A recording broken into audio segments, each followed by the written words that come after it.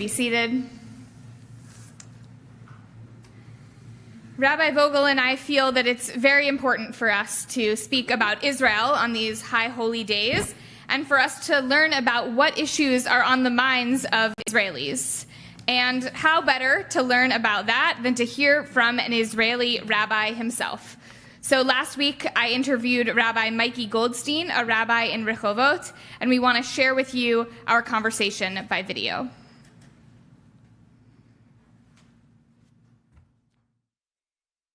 I'm here with Rabbi Mikey Goldstein, the rabbi of Adat Shalom Emmanuel in Rehovot, Israel. He was ordained at JTS in New York in 2014, and he earned a master's degree in Jewish studies as well. And in 2017, Rav Mikey was elected president of the Board of Rabbis in Israel, which is the organization for Masorti rabbis in Israel. Masorti is like the conservative movement here in America. And I personally know Rav Mikey from our time studying together at JTS, and I know he has his finger on the pulse of what's going on in Israel, what's on the minds of Israelis, and especially Israeli rabbis. So we thought we'd have a conversation now, pre-recorded, of course. None of this is happening live on Rosh Hashanah, but we thought we'd have a conversation and ask him a few questions and share with you his thoughts on the biggest issues facing Israel today. So the first question we wanted to ask Rav Mikey is about the growing divide between American Jews and Israeli Jews. We know this is something that many American Jews are concerned about. And Rav Mikey, is this something you're concerned about too? And how do you see this concern playing out among Israeli Jews? So first of all, I'd like to wish you all Shana Tova, Happy New Year, to all the congregants of Temple Aliyah, to your rabbis, to all your staff, and anyone else who might be watching this recording. That growing distance to me is very troubling. First of all, having spent 4 years in the States at JTS and having traveled, I've visited a number of times Pasadena Jewish Temple and Center.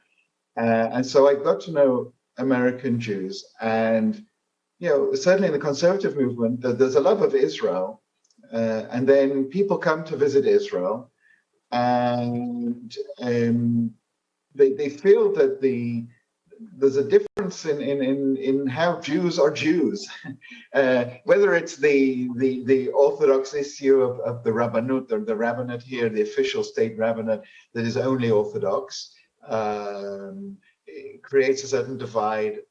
And plays out in different ways of how they can.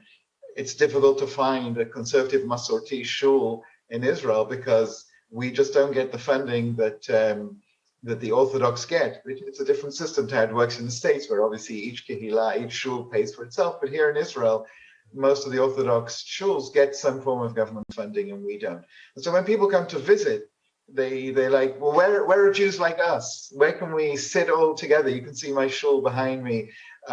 This is so untypical of an Israeli shul, where everyone sits together. And in a regular Israeli shul, they're all Orthodox and they all sit separate. But that divide plays out in other ways. Political support, I think in philanthropy, it's going to make a difference as well.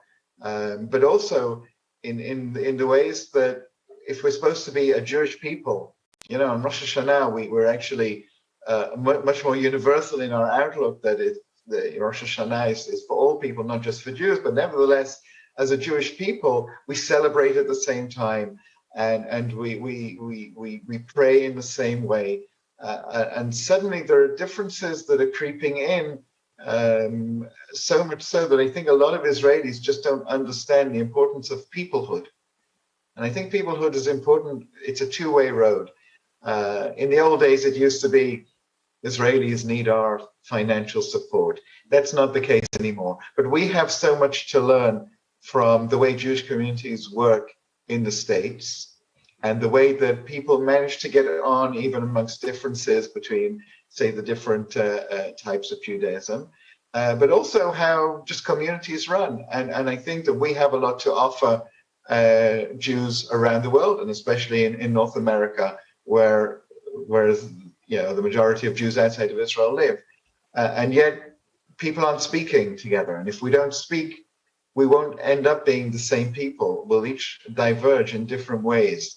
And to me, that's very troubling, because we always manage to keep as one people. It didn't matter if you were from the end of the world, you went to visit somewhere, you'd find the shul, you'd find the Jewish people there, the Jewish community, and you could connect. And I think our younger people are finding it much more difficult to connect, at least around Jewish issues. Perhaps they can connect around high tech, or they can connect around studies that they're doing, but not the peoplehood part. And to me, that's very sad. And I'm worried that Israelis don't really see the importance of staying together, and the political issues that get in the way as well. Certainly, the majority of Jews in North America tend to be more liberal-minded, and in Israel, there's been a move to the right, and I think we need to be able to look beyond the politics and see a lot of stuff we have in common, nevertheless. Yeah, certainly. I think we are just as troubled as you are about that growing divide. And you mentioned that sometimes conservative and reform American Jews come to Israel and are looking for spaces, prayer spaces that look like our prayer spaces. And one of those places in particular is the Kotel, the Western Wall. We show up at the Kotel and we're so surprised that it's divided men and women, and the women have a small section, and that the Masorti Jews don't seem to be treated equally at the Kotel. So my question for you is, do you think that equal access to the Kotel is a major issue? Or do you think it's really symbolic of other issues? And in what ways do you think pluralism in general is important to Israelis? So first of all, I think the Kotel is very representative of the whole pluralism issue, religious pluralism in Israel. And, it's like, what is the importance of the Kotel? And so when I take bar mitzvah kids there, we at the end of each course we take bus loads of kids and their families, and we do a tefillin ceremony there. And I tell them the stones are not holy, right? The stones that you see in front of you at the Kotel. Of course, we go to the pluralistic part that Masorti runs, which is at the edge, outside the main Kotel area. It's actually a part of the archaeological park. It's not set up as it should be, as it is at the central Kotel. And I tell them it's not the stones. These stones that you see in front of you are just a containing wall for the Temple Mount. But they symbolize where Jews look to for 2,000 years. And that what makes the place holy. It's not holy ground as such. It's the fact that we've centered so much on this place in our prayers and in our thoughts.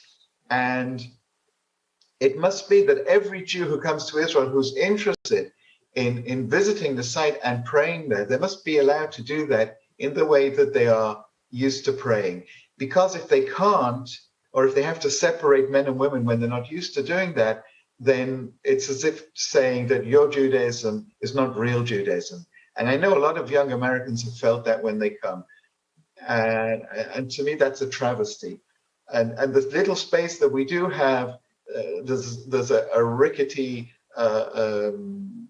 stand that we're on, and we don't have the Sifrei Torah that have been given by the government to the main Kotel area. It's all supplied by our movement, supported by a lot of friends in the States as well. And when Rabbi Vogel was recently in Israel on trip with other leaders of the conservative movement, I was with them as well. And we especially went one morning for Shacharit at our little Kotel space to underline the importance. And so we could say to the many ministers and members of Knesset that we met with during that week that, yes, we've been there just now, and you've got to do something about it. There was a government decision to do up the place. It was rescinded because in the previous government, the ultra-Orthodox didn't let it through. And the present government is interested in moving this forward because this government seems to understand that there's importance to keep all Jews together. I mean, I hope it comes through. But there's so many families who come there to pray at this rickety stand, the space that we have. And why do they do that? Because they can be the whole family together. they might be, most of them are probably not religious, but even Orthodox religious people come there because then they can be together. So they might not want to pray mixed, but they will stand perhaps side by side, the men and the women. But at their main kotel, the women there, they're behind this massive separation. They have to stand on chairs to find their bar mitzvah boy, their son or their grandson. And here they can just stand at the side and be part of the service. And many more secular Israelis are interested in coming there because they can be the whole family together. And so we're offering, pluralistic Judaism is offering an inroad for secular Jews in this country, in Israel, who are generally not interested in the shul thing and not interested too much in Judaism, but they are interested in life cycle events and in celebrating the main holidays. And so the kotel is just a prismus of how to see how things could be. And, if the area was expanded like the plan is to do so, then instead of having perhaps, I think it's 8 different groups, small groups they can have at one time, we can have 20, 30 bar mitzvahs going on at the same time, and then that times a few times every Monday and Thursday morning. That's a lot of Jews who will be very happy afterwards.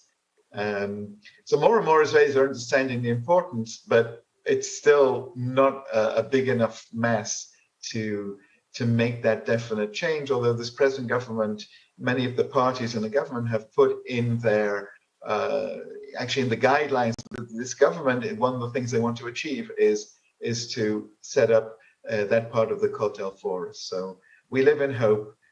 Yes, me too. Having been to the Masorti area of the kotel myself, I'm also living in hope that it will expand. So one final question for you. What do you think is most misunderstood about Israel? So I'm going to tie this in with Jewish Israel specifically. And it's something that I've become more aware of in the last number of months, I would say, is that Jews in Israel are living in a sovereign Jewish country. Right, it might not be a religious setup, but it's a Jewish country, and certain of the religious laws have become part of the civil law in Israel, such as Shabbat and holidays being days of rest, and marriage and divorce is all done through the rabbinate. Unfortunately, I cannot do an official wedding in Israel. A bit crazy, but that's how it is. And so we're living in a sovereign Jewish state, and that is causing,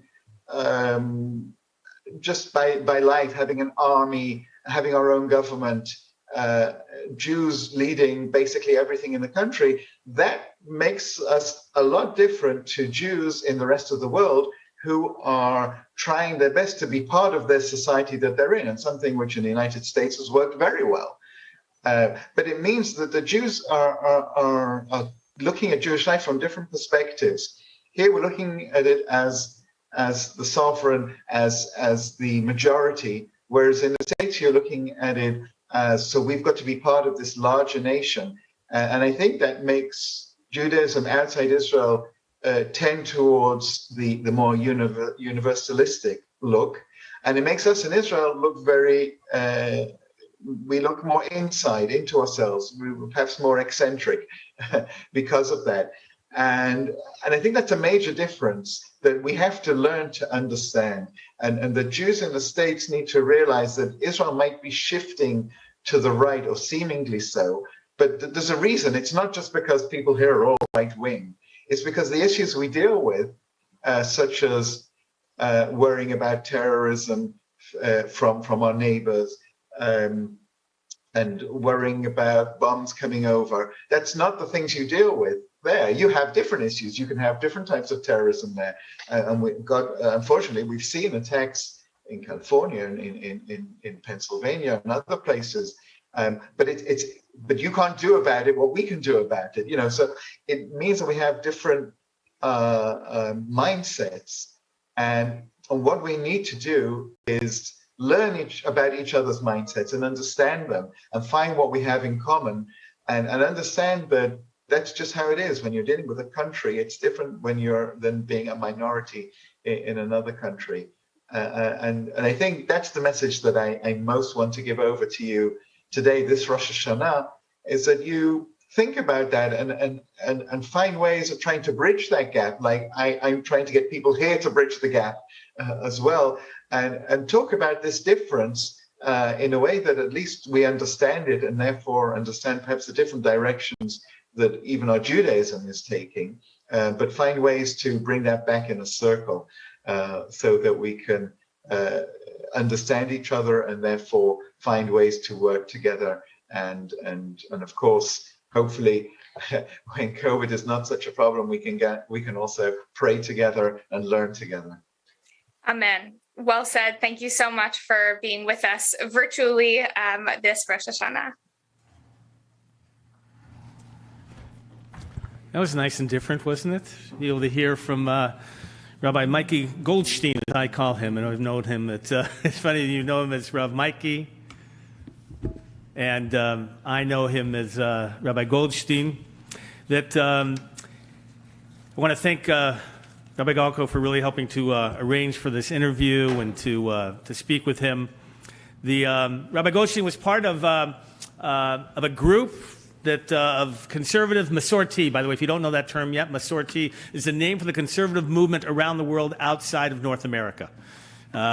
We call it conservative, but everywhere else it developed Masorti. And in July, I think most of you know that I went to Israel with a group, the largest group ever of conservative Masorti leaders from North America and from Israel. That included, I was honored to be as president of the Rabbinical Assembly, 1,600 rabbis worldwide, to represent the rabbis around the world. We had the president of the United Synagogue, Rabbi Brad Artson, the head of the Ziegler School of Rabbinic Studies. We had the Chancellor Schwartz of the Jewish Theological Seminary, about 10 other leaders, presidents or CEOs of the conservative Masorti organizations, the largest group ever to go and to lobby the Israeli government. You can imagine how challenging it was in the midst of the pandemic. I don't know if you remember at the beginning of July when Israel shut down basically, and no one was allowed in except unless you had a letter from the government saying that you were allowed to get in. And so it took a week. We had 1 week to make all this happen. In which we had to get the letters. We had to fill out so many forms I can't tell you. Special insurance policy, by the way, health insurance policy that covers COVID-19 in places outside the United States, and God forbid something happen. PCR test before we left. When you land at Ben Gurion Airport, you have to take a PCR test there. You have to go to your hotel, and then you take an antibody blood test, and you have to wait 12 hours until they get back to you, and only then are you allowed outside your quarantine place. Then we arranged the trip very quickly. Why? Because it's the coalition in Israel, if you know anything about it, is the most fascinating ever. There's been national unity governments before, but this time it was the widest variety of political parties ever to form a coalition. The most bizarre bed partners, if you would ever imagine, right? From Naftali Bennett, who is to the right, by the way, politically, of Bibi Netanyahu, to his right, and then to even have the head of an Arab party who was part of the coalition as well. And why is an opportunity? Because one of the few times that the ultra-Orthodox parties were not part of the coalition. And so an opportunity to be able to put forward the agenda of pluralism. In past, by the way, so part of the problem between Israel and the United States you need to know is, in the past, Israel has looked at the United States, one, as a place to say, you need to make aliyah. Right? There's no life, Jewish life outside of Israel, and so you need to make aliyah. That's your obligation. And two, to develop, if you will, financial support for Israel itself. Thank God for AIPAC, by the way, eventually, in terms of political support of Israel. That's been so essential. And so we met with all of the different types of government officials. One day we spent it was about 9 hours at the Knesset, literally in one room. And they came through each hour on the hour and spent about an hour with us, talking and sharing. Yair Lapid, by the way, couldn't make it the day he was supposed to show up because he had COVID outbreak in his office, one of their office staff, and so he had to quarantine with everybody else. And we, in essence, what we wanted to share was our concern about the divide between American Jews and Israel. And by the way, it happens in two areas. One is the politics, where Israel has unfortunately become a partisan issue within the United States, and that just is not acceptable. Israel has always been a bipartisan issue, and it needs to remain so, and so we talked about that. Two, we talked about the younger generation. All you have to do is look at the surveys that are out there, and we know this. The younger generation feels less connected to Israel than their parents and their grandparents. Right? We just know that as a fact. They feel that it is less essential to their Jewish identity, and they have more challenges and questions about Israel itself. And we spent a great deal of time on that. And by the way, Israeli officials, they actually understood finally. They really got this idea that they can't take any longer the support of Israel for granted. And so we need a new strategy. By the way, that's part of what ties this coalition together, which was interesting to find out, is that they wanted to change the perception of Israel around the world and in North America. And they shared over and over, and you can find quotes of this by Naftali Bennett in the newspapers if you follow along. And so after we talked about that, we talked about the Kotel, which you heard, a place. How many of you have been to the Kotel, how about to the egalitarian section for prayer? Right? And it's essential, a place that you can feel comfortable. If you have a bar mitzvah of your son in Israel, do you want to be on the other side of the fence? You don't want to be on the other side in the women's section. No, you want to be able to share together with your family. And that was part of the agreement that took place in 2016. The government approved it. Even the religious parties approved a vote on this. And then a year later, 2017, they reneged on it and tabled it, not to be seen again. So we were there talking with these politicians about the right for freedom, for unfettered egalitarian worship. We were there the week right before Tisha B'Av, the commemoration of the destruction of the temples. We left on Friday. Most of us, Saturday night was Tisha B'Av. That night, ultra-Orthodox groups actually invaded the area of the egalitarian section and took it over and put up their own mechitza divider and kept out people who wanted to come in for egalitarian worship, proving our point about the need to create an equal space for the non-Orthodox, for those who want egalitarian worship, to be able to pray together. We shared with the ministers and members of Knesset that we're not opposed to funding for the ultra-Orthodox in Israel. If you don't know, in Israel, it's all about politics and the ultra-Orthodox support of the government usually means that they have leverage in terms of funds that they receive and who doesn't get funds. And so part of their negotiations is that non-Orthodox organizations and groups, Masorti, conservative, reform movement, get very minimal funding, where in Orthodoxy in Israel, the rabbis are paid for by the state, that the institutions are taken care of by the state, and all we're asking is our fair share. Right? We said we need to be recognized. But you heard Rabbi Goldstein say, and I hope many of you know this, that he cannot officiate at a wedding in Israel in which is recognized by the state. Cannot officiate a wedding that would be recognized by the state, and that is a travesty. And so we're working for recognition, but not just for us, by the way, outside of Israel, but we believe that Masorti, conservative Judaism, and other forms of Judaism are ways of invigorating and creating new Jewish energy within Israel, rather than just have a choice of one religion or another in terms of the expression. If you want to be Jewish, it's either ultra-Orthodox or nothing, basically. We believe that Israel can flourish with a more egalitarian approach. Rabbi Goldstein concluded the message that American Jews and Israeli Jews need to learn more about one another. Don't you think that's true? We need to understand a bit more what makes us unique. They are a sovereign state that's responsible for taking care of their self-defense and all of their other needs. They're unique in that. We have no sense of relationship. We're about identity and connections. For them, it's about national survival. It's about them making decisions. And when you have sovereignty and you're making those decisions, it's a very different game. During the most recent conflict in Gaza, I highlighted the dangers of Hamas as a terrorist organization. I acknowledged, by the way, the horrible loss of innocent lives that took place as well. And by the way, those on the right focused on Hamas as a terrorist organization, and those on the left focused on civilian suffering. And that was really the divide that we saw. In order to make Israel relevant to the younger generations, we have to, I'm going to tell you, make both of those realities. We have to acknowledge them, and we have to be able to talk about them. In response to the email, one of the emails I sent out, I had an email returned from a congregant. It was very moving. Here's what she wrote. She wrote, Rabbi Vogel, I know I'm supposed to support Israel. I do in my heart, but I don't know enough about the Israeli-Palestinian conflict to really talk about it.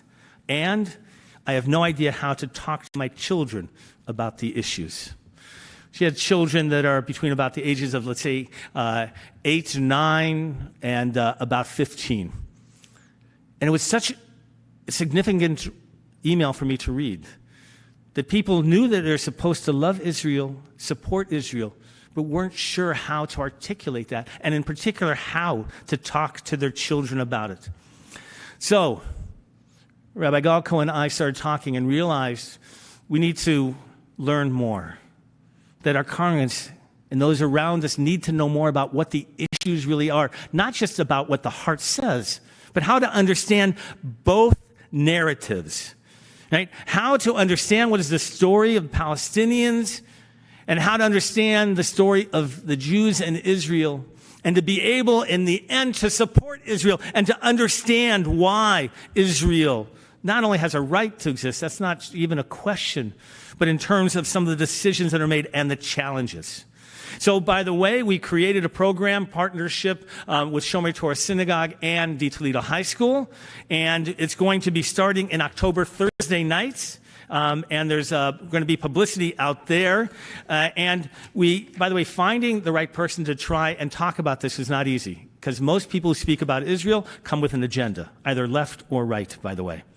So who did we come up with? We found an interesting speaker, scholar, political analyst, Bassem Eid, who's a pro-Zionist Palestinian and Jerusalem-based. And the idea is to share both narratives, to be able to understand what all the issues are, and to still be able to say, I am pro-Zionist, I am pro-Israel, and here are the reasons why I support it, acknowledging ways in which Israel, like any country, needs to be able to do a little bit better, and that the issues are not our real issues, and we can't close our eyes to them. For those over the age of 70 who knew a world without Israel as a safe haven for Jews, right, and as a place of flourish in Jewish life, it was Dayenu. That was enough to live through that. For those over the age of 45 who grew up with Israel that was under the constant threat of surrounding Arab nations, an uncertain economy, I remember an uncertain economy, to have Israel and support Israel, Dayenu. But for those who have grown up in a world in which Israel is fully prepared to defend herself and has become an economic powerhouse, it's not a Dayenu. It's not enough, and so we need to be able to talk and teach and understand better the histories and the narratives. So we hope you're going to come and study. It's going to be by Zoom, so you can all log on. That's one of the great innovations that we have. And Israel is the homeland of the Jewish people. All Jews should feel an affinity for Israel. I believe that. Israel is a safe haven for any Jew in the world that needs that safe haven. Israel must continue to have our support, even as we acknowledge the weaknesses and that she strives to do better. My hope is with a new strategy of teaching and talking, open dialogue, we can bring the younger generation to have that love of Israel and support. Avinu Shebashamayim is one of the prayers talking about Israel, and joining together, Avinu Shebashamayim.